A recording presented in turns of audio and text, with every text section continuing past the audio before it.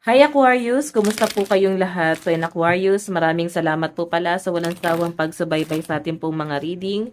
And kung ikaw ay bago pa lang sa ating channel, mag-subscribe na po kayo. Then i-click mo na rin yung ating notification bell para lagi kang updated sa ating mga bagong upload. And guys, sa mga interested naman sa ating private reading, nasa description box below lang po yung link.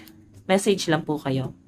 So, tingnan natin Aquarius, ano ba yung mga ganap sa inyo ngayong Feb 2026?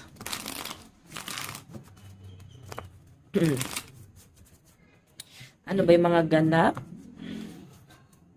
or paparating sa inyo ngayong Feb 2026?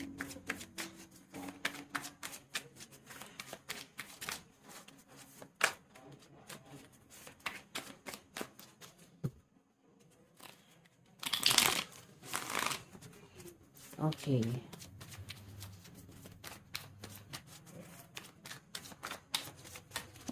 Meron tayong origin.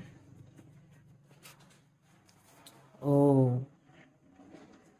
So, nakikita ko dito guys, more on harvesting, no? So, Aquarius, kung ano yung mga pinaghirapan mo, magbubunga talaga siya guys ng maganda. Okay? So, ingat lang din kayo guys sa mga maling action, mga maling desisyon. Okay? Kasi kung ano yung mga magiging ano mo, yun yung magiging outcome, no? Positive man yan or negative. So, by the way, happy birthday pala sa mga Aquarius. Okay? Aquarius, Sun, Moon, Rising, and Venus sign. Nakalimutan ko na naman, no? Okay, so Aquarius, ayan yung sinasabi rito. Kung ano yung tinanim mo talaga, siya yung ano, para ito yung magbubunga ng maganda. Maganda naman yung nakita ko, hindi naman siya guys negative. And nandito guys yung course. So guys, yung sinasabi rito, ingat ka sa mga inggit, sa mga nagkakas ng spell sa inyo. Mas maganda pa rin na gumamit ka ng protection or at least mag-insenso ka sa paligid mo, no? Pwede kasi guys na may nag-aano sa inyo, may nagka-cast ng spell. Okay? Or pwede kasi may dilang anghel tong mga naiingit sa inyo. So, pwedeng maibato talaga nila sa inyo. Okay? So, by the way, check pa natin.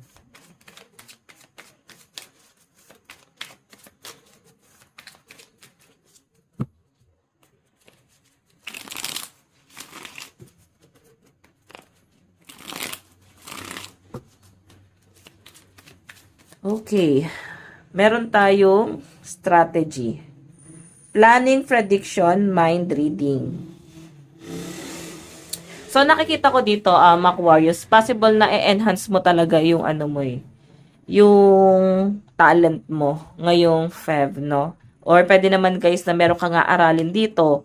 Parang gustong-gusto mo tong bagay na to kaya gusto mo siyang aralin. So, yan. May mga diskarte naman talaga ang mga Aquarius. Tapos, napaka-wise din ang energy ng mga Aquarius dito. Tignan pa natin.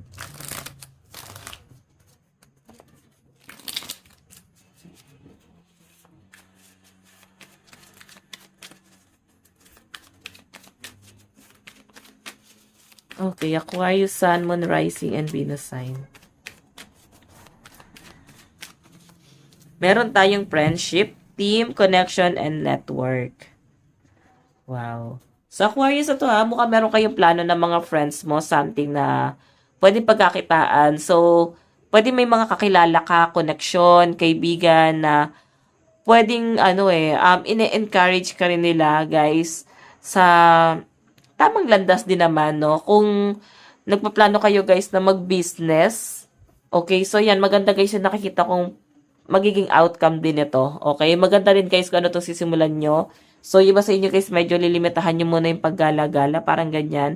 So, kung ano man yung lifestyle mo, kung lagi kang gumagala, kung lagi kang, kung magastos ka, may mga babaguhin ka rito, medyo magiging tipid ka, magpo-focus ka sa ano sa, alam mo yun, yung mas kapaki-pakinabang, eto na nga, no? Parang hindi mo nasasayangin yung pera mo sa kung saan-saan. Parang i-invest mo na lang siya or something na i-business. Okay? Yan, yung parang mga sisimulan. So, tingnan pa natin, guys. Okay.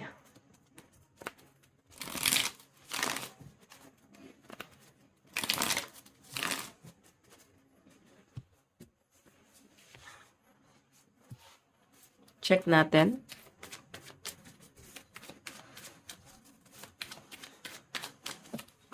Meron tayong bow. May nakikita ko dito, Aquarius, ngayong Feb. Possible na may plano talaga about wedding. Pwede pag-uusapan nyo na to ng person mo or pag-iipunan nyo na to, guys. Kumbaga parang magiging practical lang kayo, guys. Pero ito, may kasalan po kasi ako nakikita dito, oh. Yung iba sa inyo, guys, mas mapapalapit kayo sa Diyos. Pwedeng mas magiging religious pa kayo, guys. Nandun sa point na mas grabe yung faith nyo, lalo doon sa kung ano man yung religion nyo. Okay? So, yan, lucky number nyo, guys. 22, 48, 72, and 54. Last one.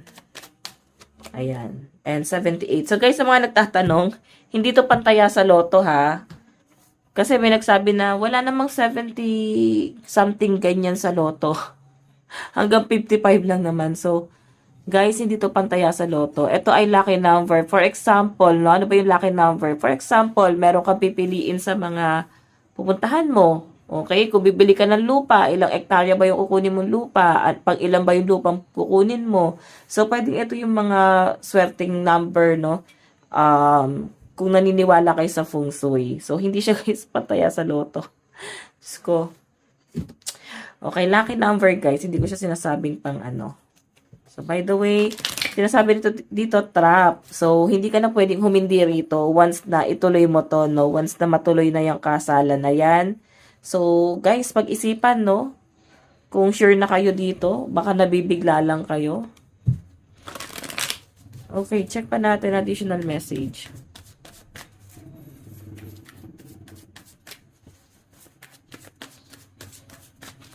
Meron tayong Knight of Cups. So, may nakikita ko dito, guys. Parang someone, no? Pagdating sa love, mas lumalalim yung pagmamahal sa inyo ng person mo. Nakikita ko, guys, mas mahal na mahal ka nitong taong to.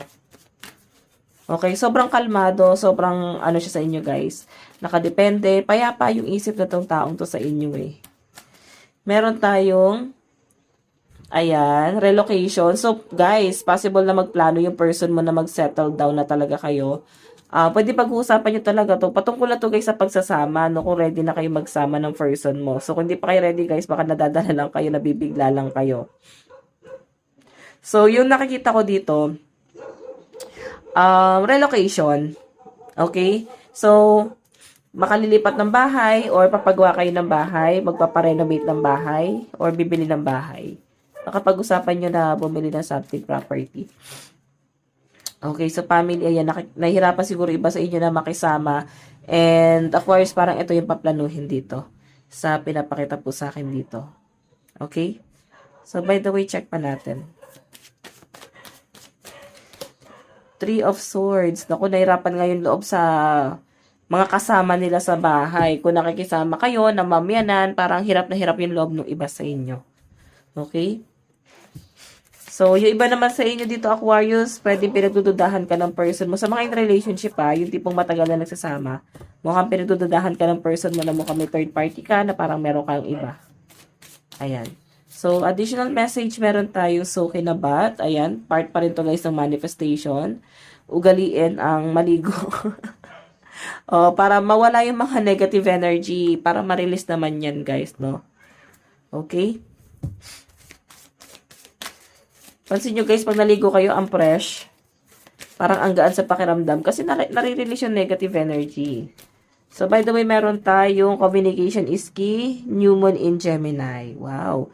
So, alam mo Aquarius, napaka-powerful dito ng communication. Kung hindi kayo guys ayos sa ibang tao, mas maganda pa rin na parang makipag-usap, tapatin, or mag-usap kayo ng person mo, ano yung mga plano nyo in the near future. Mas maganda pa rin yan, guys, no? So, by the way, guys, ito lang po ang inyong reading ngayong Feb 2026. By the way, maraming salamat ulit and happy birthday sa inyo, Aquarius. Bye-bye po.